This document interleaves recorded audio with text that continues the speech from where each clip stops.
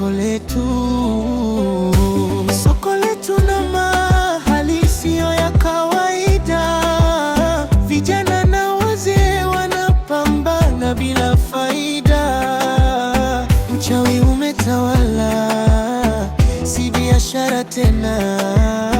Kila mtu ana hila, hakuna aliye salama. Mbaya zaidi, wanawake hawana hiana. Chaenga ndugu yangu, hebu ndugu yangu, umri unakwenda. Wewe kichobakia sasa hivi ndugu yangu, ushafikia natakiwa tena wewe uoe. Unaona? Utalukaluka mpaka lini ndugu yangu? Na watoto ndo vile washakuwa. Doni ndo kama yule kesha kwa toro huyo. Tii naye ndo kama hivyo. Wewe unataka watoto waje kujisikia vipi? Hebu oa basi na wao walau wapate wadogo zao. Swala la kuoa mzee mwenzangu liko pale pale. Lazima mimi niamini mwanaume. Nisipooa ndugu yangu, mate yangu nitatema wapi? Mimi kuoa hapo pale pale. Kama unavyojua niko sokoni. Sokoni kila siku anakuja watu wapya, anaingia huyu, anatoka, anaingia huyu.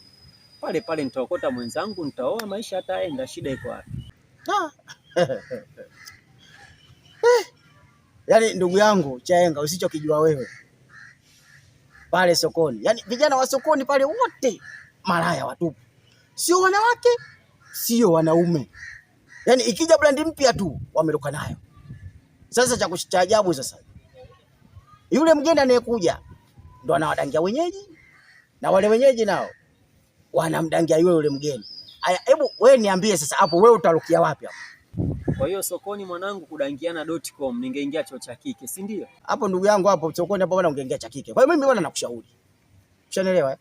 Yaani kama unataka kuoa, kijijini kule kuna wazee babu. Watumie wale wa kule jamani, mimi nahitaji kuoa hivi. Wala kutafutia msichana mzuri tu wa kuoa. Tena kule kuna mabinti wazuri wenye tabia nzuri. Labda kama tabia mbovu aje kubadilika hapa mjini, au nyenendo zako wewe ndio zitakazomfanya yeye abadilike. Tena mzee mwenzangu Tabora. Sasa nikapata Mwarabu kama Maia basi. Wewe mwanangu na wewe, yaani kwenye watoto wote utafikiri kama umerogezewa kule. Lakini kule si ndio walikozaliwa watoto wote, sio walikaa Waarabu pale. Baba, weupe sometimes unasaidia, japokuwa weusi ndio dili, ila weupe nao unasaidia. Ndio maana sisi tunaona kama vile tunapagawaga sana kwa watoto weupe. Omba Mungu. Ila mwanangu, point yako kwamba vijana wa sokoni malaya. Hiyo mimi naiunga mkono. Unajua pale jaribu kutafakari jue nini? Wanatafuta hela afu wanashindana kuonga. Sasa mimi ndo nakuja. Wewe uliyemuona biashara yake imekuwa pale nani?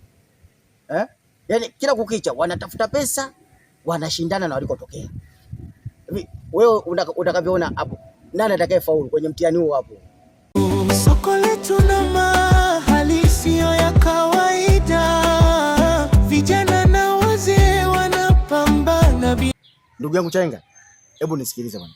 Hivi kweli manispaa kwa pesa wanaokusanya sokoni kila siku, hivi wanashindwa kweli kuwajengea mamalishe shedi ambayo itakuwa nzuri na ni salama kwao na kwa afya zetu sisi wafanya biashara, na wao wenyewe wanaofanya biashara pia na wapita njia wanakula pale, unaona? Lakini cha kushangaza mpaka leo, angalia kule kwa mamalishe kule, mibanda yote imebomoka. Na hivi ninavyokuambia, mamalishe walio kuwepo wanahesabika, ingalikuwa sisi wafanya biashara tupo wengi. Hivyo unaona hii sahihi kweli? Kweli kwenye upande wa mamalishe bwana, mimi sijaelewa. Mamalishe wamesaulika soko letu. Tena wamesaulika sana.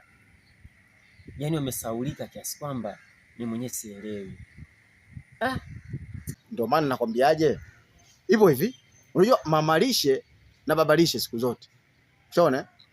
Wanalipa pesa nyingi. Mimi ndo nakwambia, kwa sababu wanalipa pesa utafikiri kama za kwenye nini, za kwenye maframe, lakini bado ni nyingi.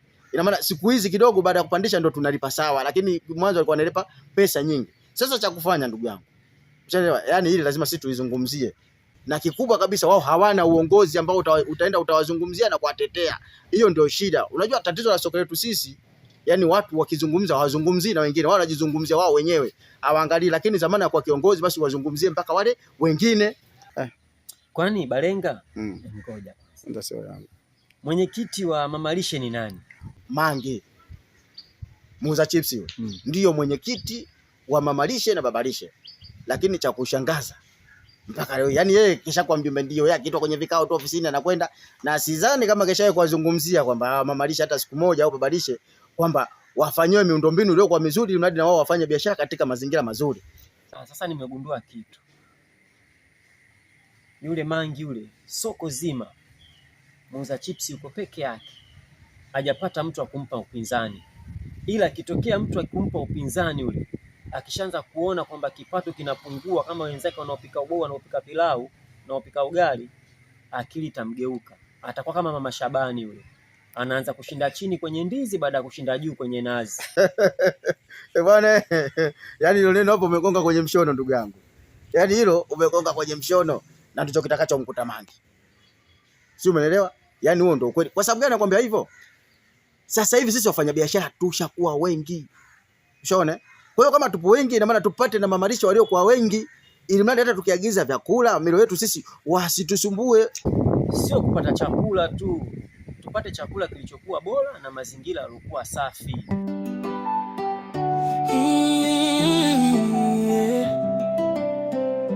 Unajua asubuhi wakati nakuja sokoni, nilipofika katika jalala bubu hapo la soko, nikaliona jalala limejaa matikiti, maembe. Sawa bwana, nikajua leo umefanyika usafi wa maana huko sokoni. Nafika sokoni, nakuta bado soko nalo chafu, mauchafu yamejaa kibao. Na bado wafanyakazi wa soko bado wanaendelea wa kufanya usafi sokoni, bado wanaendelea kuzoa uchafu. Sawa bwana, wakaenda kafika time wakamaliza, wakakata kuzoa uchafu, lakini bado soko chafu. Hiyo unaionaje? Hilo swala mimi mwenyewe linaniuma na nilitaka nikwambie, ila wewe umeniwahi tu. Kwa sababu gani nakwambia hivyo? Sisi tunafanya biashara sokoni, au sio? Inatakiwa tukishafika sokoni iwe kuanzia saa 11 mpaka mida hiyo tunatakiwa pawe pashakuwa pasafi. Unaona? Lakini cha kushangaza, yani watu mpaka wanafika saa 12 watu bado wanafanya usafi, saa 1 watu wanafanya usafi, saa 2 watu wanafanya usafi, mpaka saa inakwenda mpaka saa 4. Mimi ninapokuambia sasa hivi yenyewe nimetoka huko kwa sokoni muda huo, nimeacha watu bado wanafanya usafi. Sasa hebu nijaribu tu kwa mazingira ya kawaida. Hivi unavyoona kweli? Yaani sisi tunafanya biashara na watu nao wanafanya usafi. Hivi kweli unavyoona sawa hiyo? Sasa hizi saa 5 si saa 6 hii mtu anafanya usafi. Alafu sasa mbaya zaidi, wanafanya usafi nje ya muda wao. Kwa sababu kama saa hizi ni muda wa biashara, wao wanafanya usafi. Sasa wanapofanya usafi wanasumbua wateja. Unakuta mteja unamuuzia bidhaa, unamhesabia embe, mtu anakuja na toroli la uchafu. Hodi, naomba nipite. Anamsumbua mteja, maana ananyanyua viroba vyake, mteja anampisha mwenye toroli, anapita, anarudi tena, mnahesabiana. Mara anamgusa na uchafu, namchafua, mteja anaanza kulalamika, anarushiana maneno. Hayo. Sasa wewe unavyoona hiyo ni haki? Mimi niseme tu au niwaombe viongozi wenye mamlaka husika. Shone, hebu wajaribu kuongeza wafanyakazi. Shone. Na mimi nasema ile inachukua muda mrefu kwa sababu wafanyakazi wachache. Kwa sababu wafanyakazi toka walivyowaweka ndio wale hawajaongezwa wengine. Sio kwa kila siku nakwenda ninakuwa. Takataka zinazaliwa kila siku. Wewe unafikiri wafanyakazi 4 au 5? Hivi kweli mnaweza mkazoa taka za watu 400 au 600 kweli? Sio kweli. Watu 5 hawawezi kuzoa takataka zinazozalishwa na watu 600, watu 500 kwa siku moja. Huo ni uongo. Au sisi tunaweza tukawa tunaona wafanyakazi wako 5 4 pale, alafu kwenye column kunaonekana kuna wafanyakazi 10. Wanaandika kwa hiyo nalo neno inawezekana. Ila tuliache bwana, ile ufumbo nalo wenyewe. Ila sisi kuwaambia na kuwakumbusha haki yetu. Ni wajibu wetu.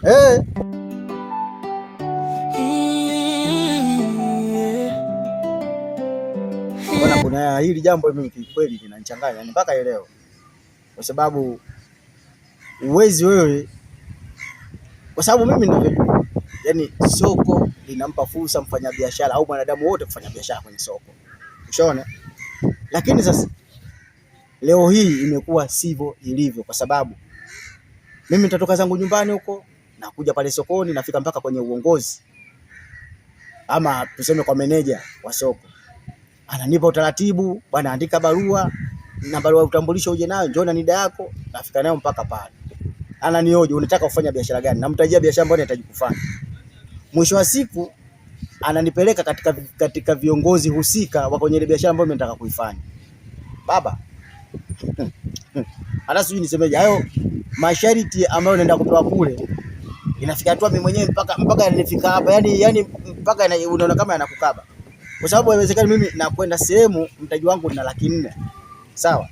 Alafu ninapotaka kujiunga leo hii wewe unaniambia lazima niwe na milioni 3. Hivi kweli jaribu kufananisha kwa 400,000 na milioni 3 vinafanana kweli? Yaani kwamba unamaanisha kwamba kiingilio kikubwa kuliko mtaji wako, si ndio? Ewa, yani kwenye vitengo wanataka pesa nyingi. Ushanielewa? Ingalikuwa mimi mtaji wangu mdogo, hapo mimi ndo nauliza. Je, hapo wamenipa fursa ya mimi kufanya biashara ama wamenikataza mimi nisiendelee kufanya biashara pale? Sasa Balenga, mimi labda nikuulize swali. Kwa mfano ndio hivyo umeenda kwa meneja, umepeleka barua, yaani umetimiza vigezo vya kujiunga. Meneja anakuchukua na kupeleka kwenye kitengo husika. Kile kitengo anakutajia gharama kubwa, sawa.